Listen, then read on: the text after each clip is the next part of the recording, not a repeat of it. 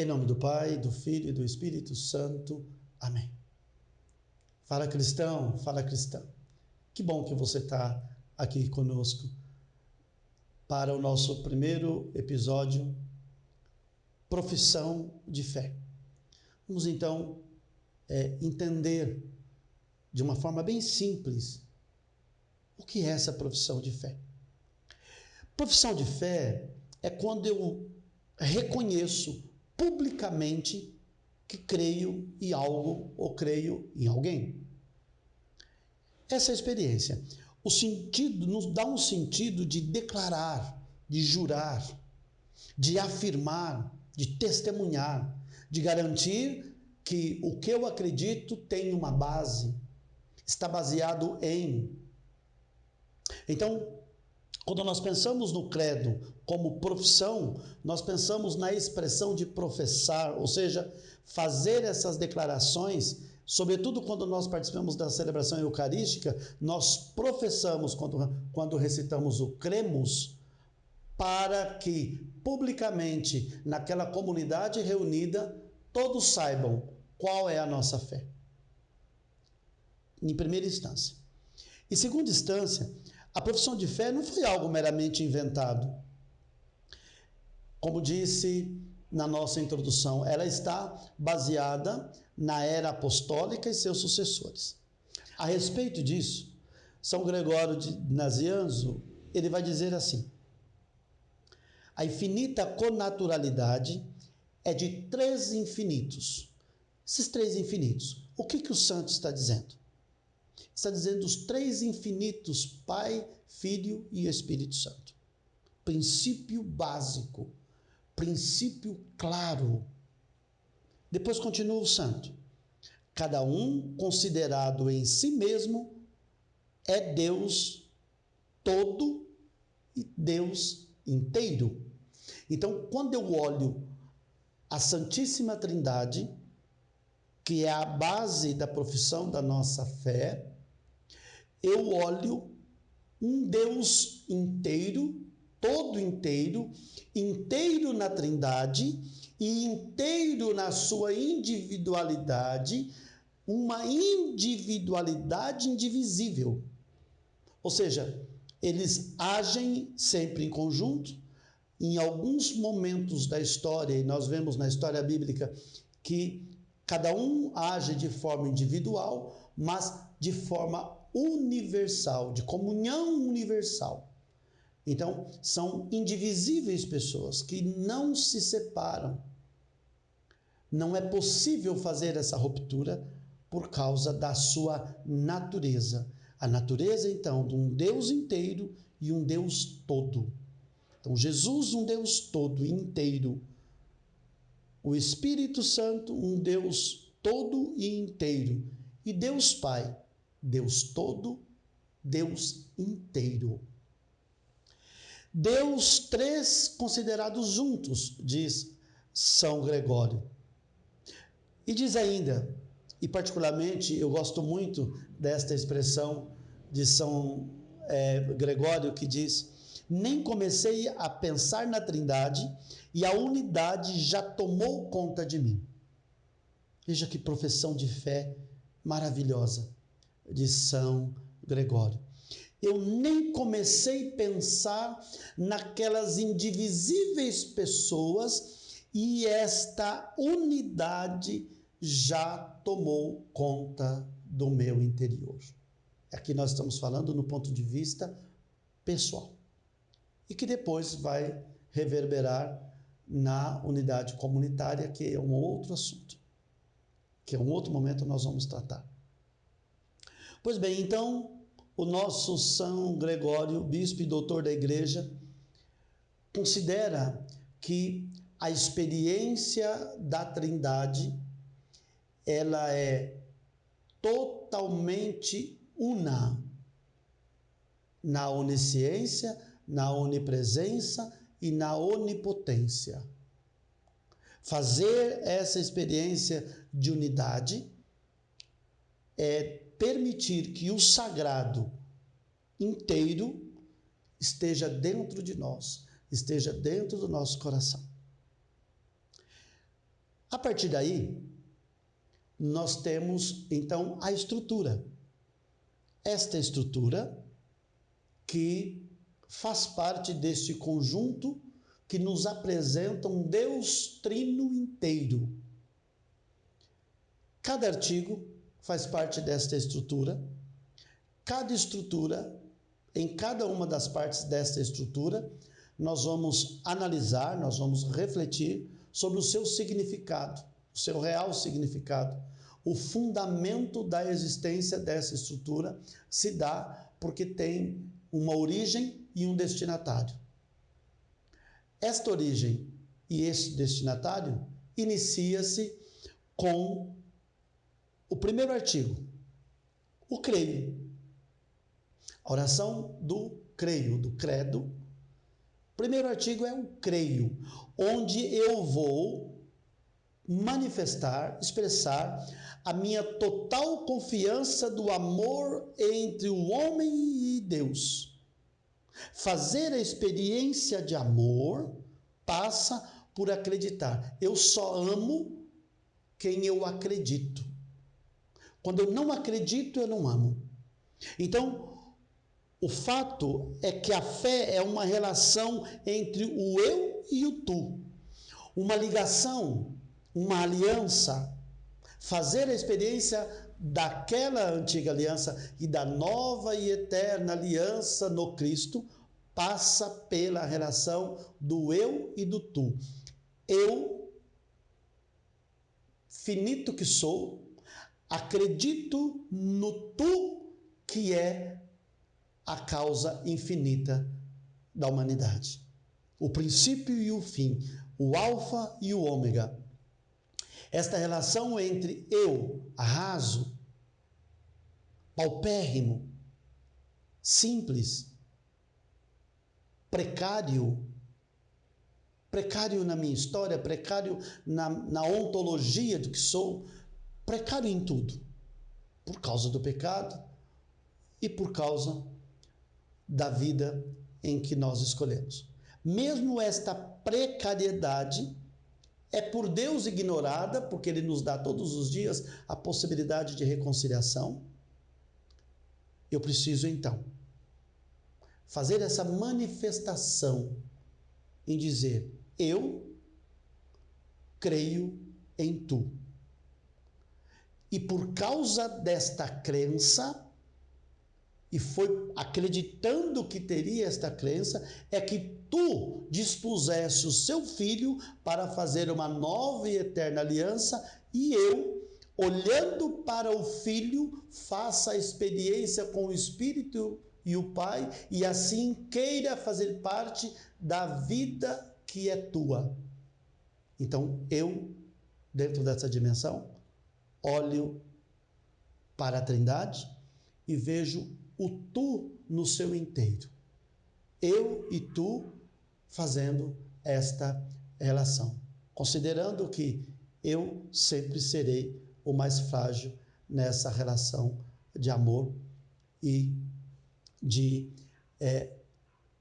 convivência diária com a Trindade. Portanto, de uma parte está Deus, que se revela e que se avizinha de nós. Eu gosto muito desta expressão, um Deus que se avizinha de nós. Um Deus que aparece no acampamento, um Deus Shekinah, um Deus que vem ao nosso encontro. Ele se avizinha para que nós possamos compreender que Ele é o eu sou. O que eu olhando de baixo é tu, Ele olhando de cima é o eu sou. E essa experiência humana me faz me voltar a Deus e colocar a minha vida na vida dele, entregar a minha própria vida na mão daquele que eu confio, porque eu creio, porque eu acredito, porque eu tenho nele a esperança. E a esperança não é do verbo esperar, não. O que eu estou falando aqui é a esperança da expressão esperançar. Não basta esperar de forma estática. Isso é esperar. Eu espero que alguém chegue me fazer uma visita. Eu espero que algo aconteça, no movimento em que o outro apenas vem na minha direção.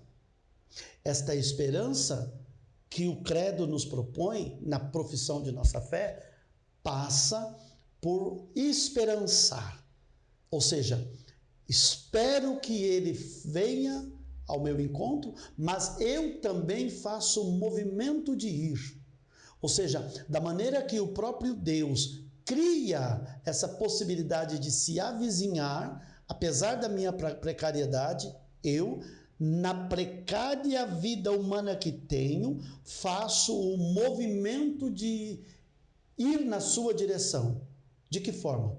Professando a minha fé, fazendo a experiência diária, interior, pessoal e depois comunitária, a partir de um movimento onde o eu vai na direção do tu. Quando eu vou na direção dele, ele se apressa em vir em minha direção. Então, a fé, a experiência da fé, a expressão de fé que nós rezamos no credo, é uma fé que expressa o amor e exige uma adesão pessoal de acreditar e a capacidade de saber que nós podemos nos relacionar. Uma vontade de se entregar livremente às mãos do absoluto. E o que é? Quem é o absoluto, senão o Deus de nossos pais?